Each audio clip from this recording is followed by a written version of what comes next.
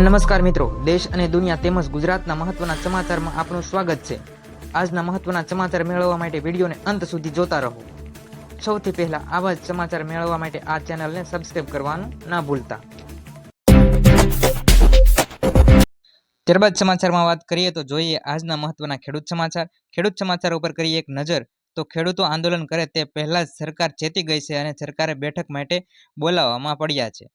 તો મિત્રો, થોડા દિવસો પહેલા ખેડૂતોએ એવું આંદોલન કર્યું હતું કે જો સરકાર તેમની 3 માંગણીઓ નહીં સ્વીકારવામાં આવે તો એક સભા સરઘસ દ્વારા મોટી રેલી અથવા તો મોટું આંદોલન કરવામાં આવશે। તો સરકારે 3 માંગણીઓ માટે ખેડૂતોને ગાંધીનગર કૂચ કરવાના હતા તે પહેલા જ ખેડૂતોની બેઠક તેમને બોલાવી લીધી।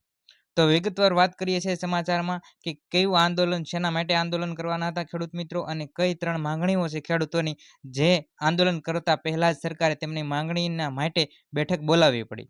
તો વિગતવાર વાત કરીએ તો થોડા દિવસ પહેલા જૂનાગઢ કલેક્ટર કચેરીની અંદર જે જૂનાગઢ કચેરીના પટનાગરમાં કિસાન સહકાર સમિતિના નેજા હેઠળ એક આંદોલન થયું હતું, જેમાં મુખ્ય 3 માંગણીઓ સરકાર સમક્ષ રજૂ કરવામાં આવી હતી। તો વિશેષ વાત કરીએ કે કઈ 3 માંગણીઓ હતી તો આ 3 માંગણીઓ સરકાર જો નહીં સ્વીકારે તો 12 દિવસની અંદર ગાંધીનગર કૂચ કરવામાં આવશે, એટલે કે ગાંધીનગર ખાતે ખેડૂતોનું આંદોલન શરૂ કરવામાં આવશે। તો જે આ આંદોલનની ચીમકી સરકારને રજૂ કરવામાં આવી હતી અને કોઈ નિર્ણય ન થતા ખેડૂતો માટે ગાંધીનગર જવાની તૈયારી કરતા કૃષિ મંત્રીએ ખેડૂતોને બોલાવવા પડ્યા છે। મિત્રો, હજી આંદોલનની શરૂઆત હતી, આંદોલનના એંધાણ થઈ રહ્યા હતા તે પહેલા જ કૃષિ મંત્રી ચેતી ગયા છે અને તમામ ખેડૂત મિત્રોને ગાંધીનગર ખાતે બોલાવી લેવામાં આવ્યા છે। મિત્રો, 9 ડિસેમ્બર પહેલા સરકાર બેઠક માટે તૈયાર થઈ તે ખેડૂતોની એકતાની તાકાત દર્શાવે છે। આ એક કિસાન સહકાર સમિતિની રચના છે। તો આગાહીકાર અને ખેડૂત અગ્રણી એવા નેતા, આમ આદમી પાર્ટીના નેતા જે પરેશ ગૌસ્વામી છે, તેમણે કિસાન સહકાર સમિતિના નેજા હેઠળ બિન રાજકીય આંદોલન કરી એક ખેડૂત સમક્ષ તેમણે માંગણીઓ કરી હતી।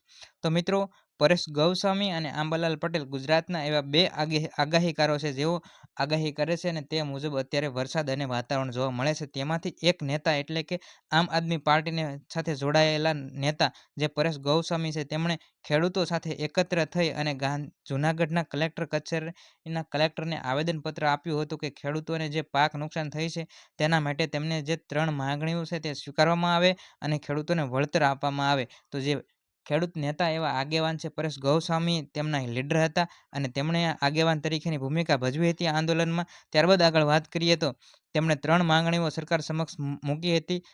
10 નવેમ્બરના રોજ કલેક્ટર કચેરીમાં ખેડૂતોની હાજરીમાં આંદોલન થયું હતું, જેમાં 12 દિવસનું અલ્ટિમેટમ આપવામાં આવ્યું હતું। જો સરકાર 12 દિવસ સુધી માંગણીઓ નહીં સ્વીકારે તો મોટી સંખ્યામાં ખેડૂતો ગાંધીનગર કૂચ કરશે એવી જાહેરાત પણ કરવામાં આવી હતી। સરકાર દ્વારા જો કોઈ નિર્ણય લેવામાં ન આવતા કિસાન સહકાર સમિતિના નેજા હેઠળ ખેડૂતો સાથે રાખી ગાંધીનગર આંદોલન માટે જવા તૈયાર થયા હતા, પરંતુ કૃષિ મંત્રીના કાર્યાલયમાંથી ખેડૂત આગેવાનોનો સંપર્ક તાત્કાલિક ધોરણે કરવામાં આવ્યો। તેમને કૃષિ મંત્રી સાથે જે બેઠક કરવા માટે આમંત્રણ આપવામાં આવ્યું છે અને તેમની જે સમિતિના છે કન્વિન્સ કરાવવામાં આવ્યું છે કે તેમની જે માંગણીઓ છે તેના પર સરકાર વિચારણા કરશે। સરકારે પહેલીવાર બેઠક માટે સહમતિ દર્શાવી છે અને એ ખેડૂતોની એકતાની તાકાત છે। જો મિત્રો, ખેડૂતો આંદોલન કરવાની તૈયારીમાં હતા તે પહેલા જ કૃષિ મંત્રીએ તમામ ખેડૂતોને ગાંધીનગર બોલાવી તેમની સાથે બેઠક યોજી નાખી છે। સરકારે પહેલી વખત આ બેઠક યોજી છે। મંત્રીના કાર્યાલયમાંથી એવું પણ કહેવામાં આવ્યું છે કે શક્ય હશે તો નાયબ મુખ્યમંત્રીને પણ આ બેઠકમાં બોલાવવામાં આવશે, જેથી અમે દરેક જિલ્લામાં અને જે આગેવાનો છે તેમને આગામી તારીખ એટલે કે 9ના બેઠક માટે જે જવાના છીએ ત્યાં અને 3ય માંગણીઓ લેખિત સ્વરૂપે રજૂ કરવાના છે। તો મિત્રો, કૃષિ મંત્રીએ તમામ ખેડૂત મિત્રોને ગાંધીનગર આવવા માટે નિવેદન પણ આપ્યું છે, આંદોલન નહીં કરવાની સૂચના આપી છે અને તેમની જે 3 માંગણીઓ છે તેના વિશે આપણે વિશેષ વાત કરી લઈએ તો કઈ 3 માંગણીઓ છે તો ટેકાના ભાવે અત્યારે જે 125 મણ જે મગફળી ખરીદાય છે તેને બદલે 200 મણ મગફળી ખરીદવી, આ ખેડૂત મિત્રોની પહેલી માંગ છે।